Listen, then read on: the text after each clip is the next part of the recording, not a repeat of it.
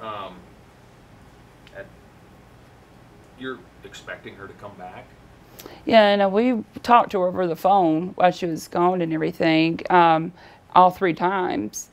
But then in December, it was a 3-week. That was the longest that she had been gone, was the 3-week one.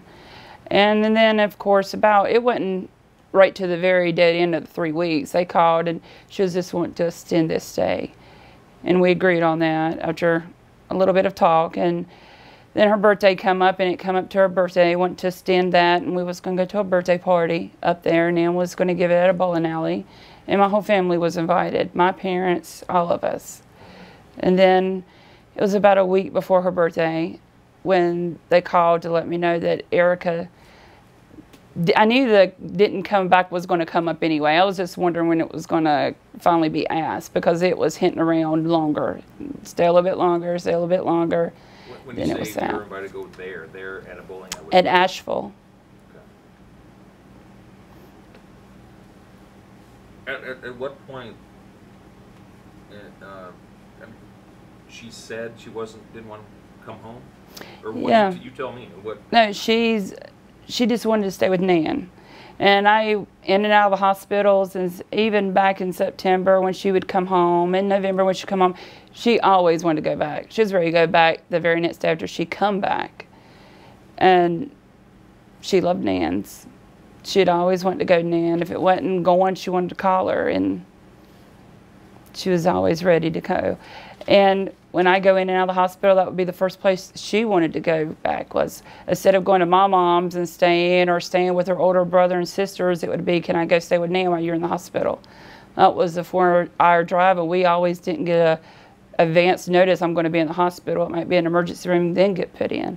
And so we agreed, okay, we'll do that, but you can stay.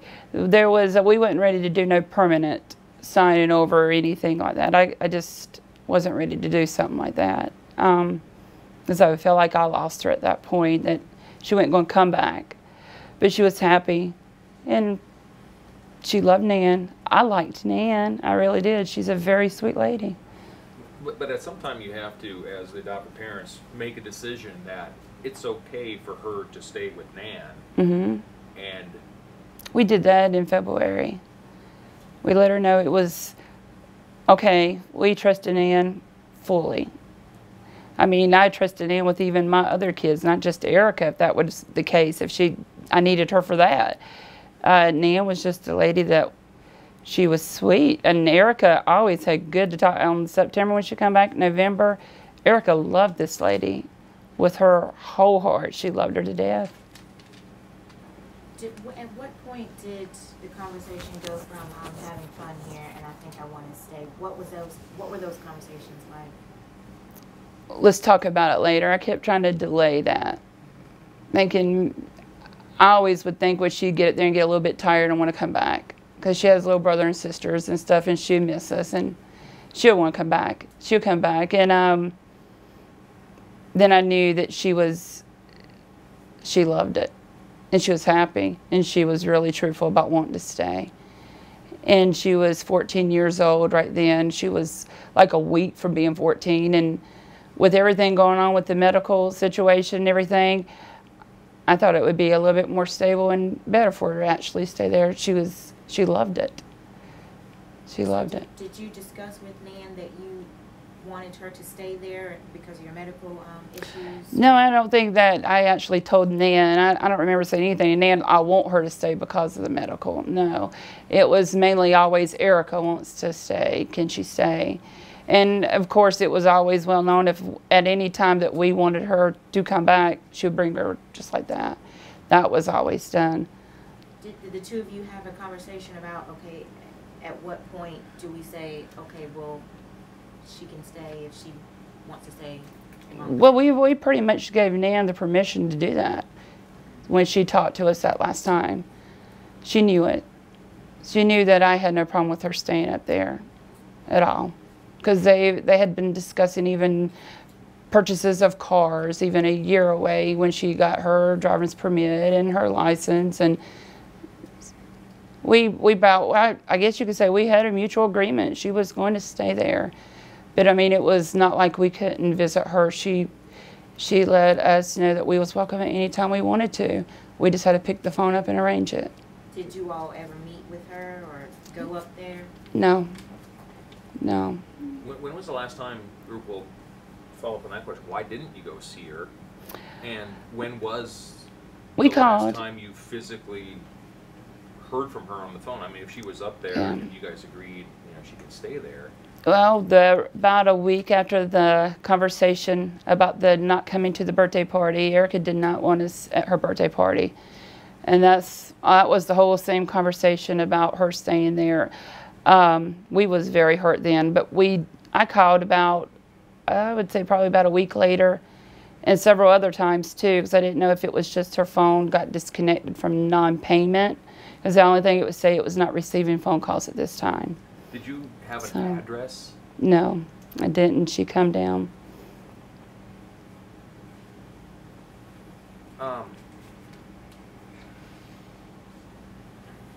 So in your opinion, well, you tell me, was she missing and or endangered? No. To me, she's still not missing. She's not missing as far as I know who she's with. I still believe she's with Nan. I think she's scared, and maybe Nan's scared. This is an older lady, about late 70s, maybe 80, 81, somewhere in there. And I do believe she's scared. I think they're both probably scared. Well, you have Rowan County Sheriff's Office, the FBI, the SBI, who are all out looking for Nan, and I'm assuming you gave her the name because you guys interviewed with them for 2 straight days. Yep. So how is it that 3 law enforcement agencies can't track down an older woman and a teenager? Oh, it's 3 law enforcements and also us, because we've been looking for her too. I do not know. We did track down, there was also 2 other people there that Pitt was with her when she got picked up. And we have tracked down them people. Them were real people. And why they're not being questioned any further, I don't know. Because they have to know. They have to know where Nan's at. And they would be they was there. Same car, same place, same everything. And them people's names and everything is penned out. And I've never met them until them days. So. Do you know who they were in relation to Nan? Yes. The lady gave me the name Strawberry, and the detective has since tracked that down and talked to Erica's biological father, and that was just a nickname, but her real name is Janice Jackson. And they found her at Carolina Beach. And that was, I do not know if she ever married Billy, Erica's biological father, or if that was a girlfriend, but she had a kid with Billy. And the other lady there was an adult kid. She was about 18 or 19 years old, and her name was Kelly. And Kelly also had about a 7-month-old baby that they said was Kelly's. And that they were saying, this is your niece, Erica, and meet your niece. And that was a 7-month-old baby then. So the girl, Kelly, and the baby was related to Erica. Strawberry, unless she married Billy, I guess would be unrelated, just the mother of that other daughter. And you said that you all had been looking for her as well. How have you been trying to look for her? Oh, we've always, even my other kids, even before this, we would just look on Facebook to see if Erica ever created Facebook pages and stuff, just to see what she looked like and stuff. But we never had success in finding anything. There is Irene Goodman's on Facebook. There's some in China Grove. Them pictures that's on Facebook does not match the pictures of the lady that I've seen. So I don't think that's the lady that's in China Grove. That's the only pictures I've ever seen of the Irene Goodman. The pictures that we seen at the police station of Janice Jackson, the Strawberry lady, the ones they showed me wasn't her. But then when they said they found her at Carolina Beach and she was the lady, they've actually refused to show me her picture. So I couldn't never identify that lady and don't know what they see or the woman they've even went to the house to. And they refused to show me the picture of Kelly also. Were you all able to go to Asheville at some point and contact law enforcement there, or No, we was told that they had contacted it on July the 30th, wasn't it? We was told when we was being questioned, they was going in and out of the office, that they had issued an Amber Alert for a 200-mile radius. They had contacted the Asheville. They had went to this lady's house. And every bit of that, except for, I'm assuming, going to the lady's house, was a lie. They never got in touch with Asheville until just actually the other day when he was on the news. And he's actually said on the news, this is the first time I've heard about this. And we thought they had all knew about this. All the law enforcement up there, we thought an Amber Alert had been put out for 200 miles. That wasn't done on the 30th. That had never been done. Had you all, yourselves, your family, been to Asheville or contacted Asheville law enforcement yourselves? No. I mean, to me, Erica, up until that, was fine in Asheville living. There was no threat. She's not missing. I thought Erica was just living up there and having fun and being a kid. So,